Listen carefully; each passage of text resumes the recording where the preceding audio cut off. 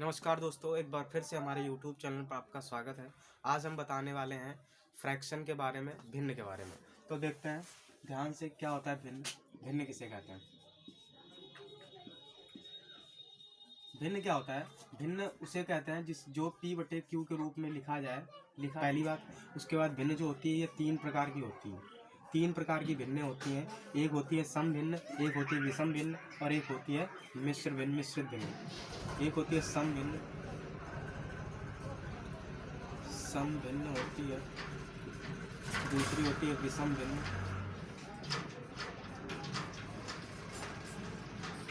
और तीसरी होती है मिश्र भिन्न।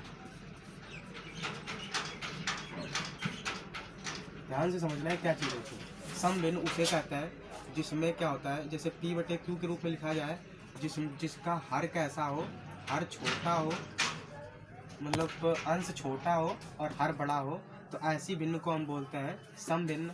और विषम भिन्न उसे बोलते हैं जिसका अंश बड़ा होता है और हर छोटा होता है। जिसका अंश बड़ा हो, हर छोटा हो, मतलब कि सम भिन्न उसे कहेंगे जिसमें अंश छोटा होगा और हर बड़ा होगा। जैसे यहाँ पर मैंने लिख दिया 3/4। इसमें मैं देख रहा हूँ कि जो अंश होता है वो ऊपर वाला होता है, जो हर होता है वो नीचे वाला होता है।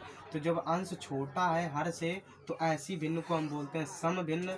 और विषम भिन्न उसे कहते हैं जिसका हर जो होता है छोटा होता है और अंश जो होता है वो बड़ा होता है। जैसे यहाँ पर मैं लिख दूँ 4/3, तो 4/3 लिखने का मतलब है इसमें अंश बड़ा हो गया, हर छोटा हो गया, जिस कारण से ये इस भिन्न को हम बोलते हैं विषम भिन्न।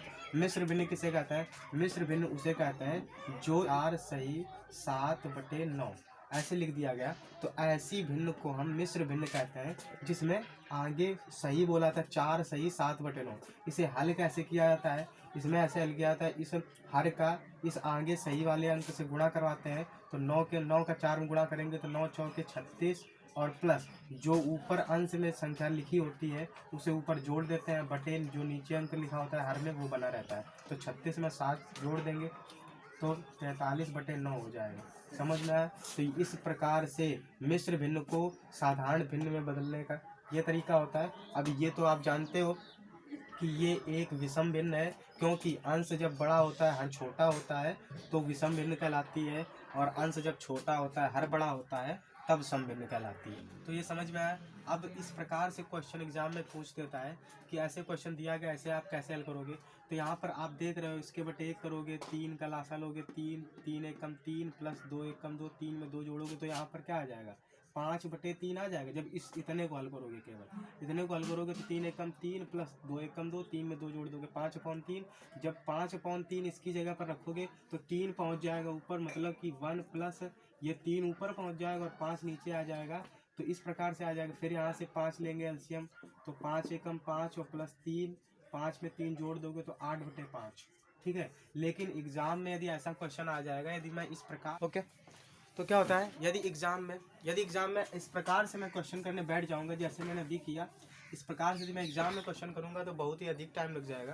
तो टाइम नहीं लगाना है, ध्यान समझना है। अब मैं ट्रिक के माध्यम से ऐसे ही क्वेश्चन और बहुत ही लंबे क्वेश्चन हल करूंगा ट्रिक के माध्यम से, और तुरंत ही आंसर आएगा। देखो ट्रिक क्या है? ट्रिक ये है कि जो भी संख्या लास्ट में जो भी हर में दी गई हो तो उसे आप ऐसे करके लिख दो। 2 और 3 लिखा है 2/3, तो 2 और 3 ऐसे लिख दो। अब यहाँ पर देखो कि सर नीचे से चलो कि कितने, देखो यहाँ पर कितनी संख्याएं कितनी बार जुड़ी घटी है। तो यहाँ पर देखो एक बार यहाँ जुड़ी, एक बार यहाँ पे जुड़ी, इसका मतलब 2 बार जुड़ी है। तो यहाँ पर इसको भी 2 बार जोड़ेंगे। 2 में 3 जोड़ दोगे तो 5 आ जाएगा, और 3 में 5 जोड़ दोगे तो 8 आ जाएगा। अब आंसर लिखने की बारी आती है, तो यहाँ पर 8 ये लिख दो और बटे में 5 लिख दो। इसका हल जो आ जाएगा ये आ जाएगा 8/5। यदि वैसे मैंने हल किया था तो वैसे भी आ गया था। 3 एकम 3 में 2 जोड़ा 5/3, 3 ऊपर पहुंच गया तो 3/5 हो गया। 5 एकम 5 3 8/5 वैसे भी आ जाएगा। लेकिन ये थोड़ा छोटा सवाल है, इस वजह से आप वैसे भी कर सकते हो।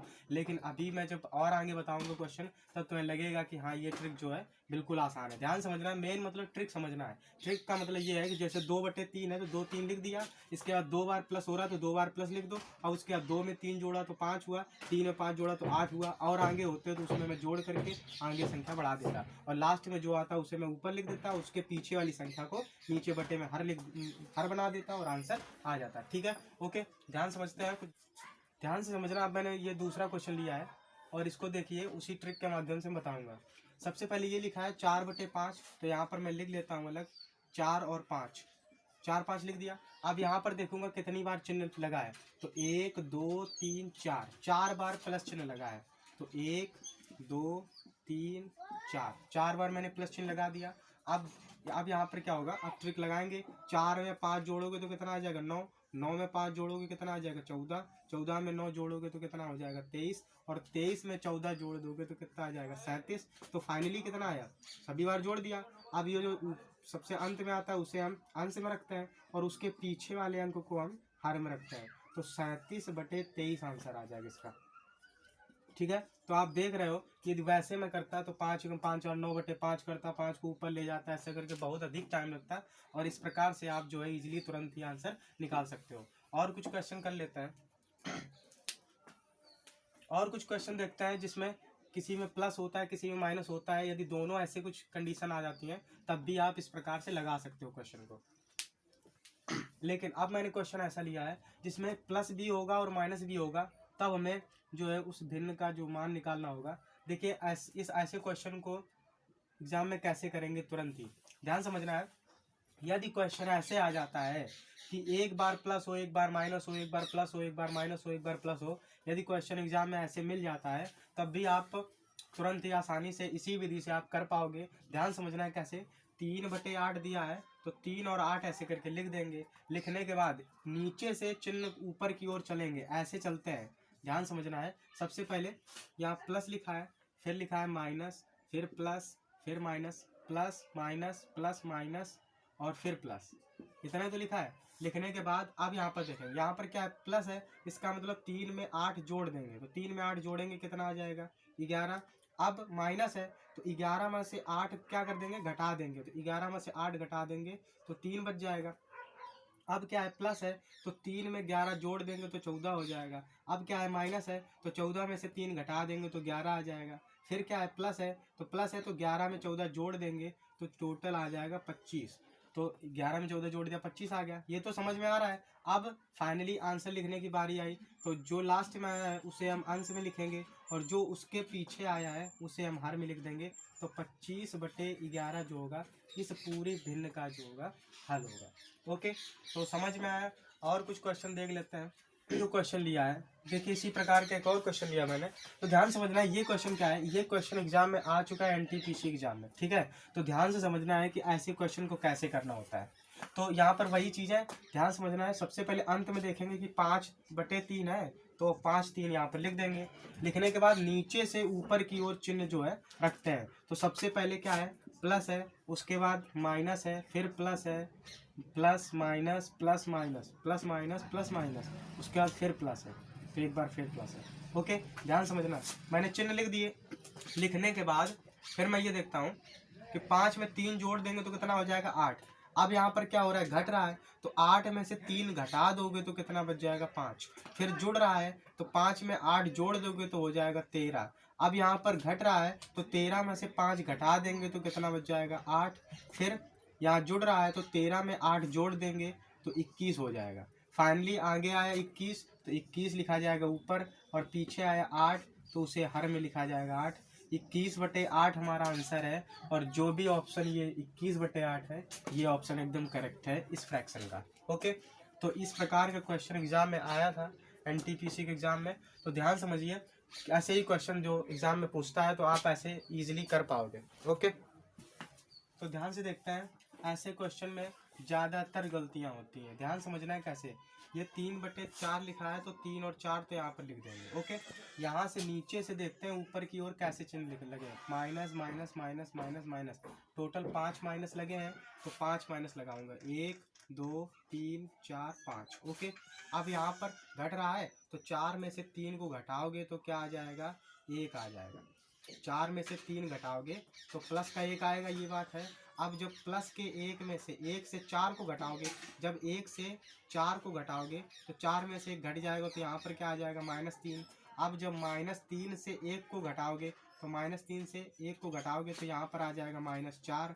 अब -4 से जब -3 को घटाओगे तो ध्यान समझना, यहाँ पर -4 से -3 को घटाना है हमको, तो ये माइनस माइनस +3 हो जाएगा। 4 में से 3 घट जाएगा तो यहाँ पर -1 बचेगा। अब -1 से जब -4 को घटाओगे, -1 से -4 को घटाओगे तो -1 माइनस माइनस प्लस हो जाएगा।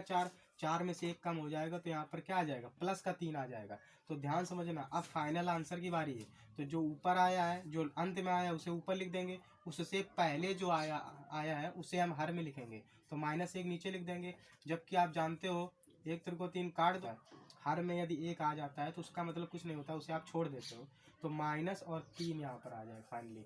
तो फाइनली आंसर -3 आया, जो ये वाला ऑप्शन सही है। ओके, तो आशा करते हैं क्लास आपको अच्छी लगी होगी। यदि अच्छी लगी हो तो लाइक करिए, शेयर करिए, सब्सक्राइब करिए। ओके, क्या होता है ऐसे क्वेश्चन ज़्यादातर एग्जाम में आते हैं और हमारा अच्छा खासा टाइम जो है तोड़ के जाता है। ओके, तो इसीलिए मैंने ये क्लास रखी थी, आपको अच्छी लगी होगी। तो एक मैं क्वेश्चन यहाँ पर दे देता हूँ, आपको इस क्वेश्चन का आंसर जो है कमेंट बॉक्स में लिखना है कि क्या आएगा। ध्यान समझना। 1 + 1/(1+1/(2/3)। ओके, इस क्वेश्चन का आंसर जो भी भाई मेरा देख रहा है, इस क्वेश्चन का आंसर कमेंट बॉक्स में ज़रूर दे। Okay, thank you.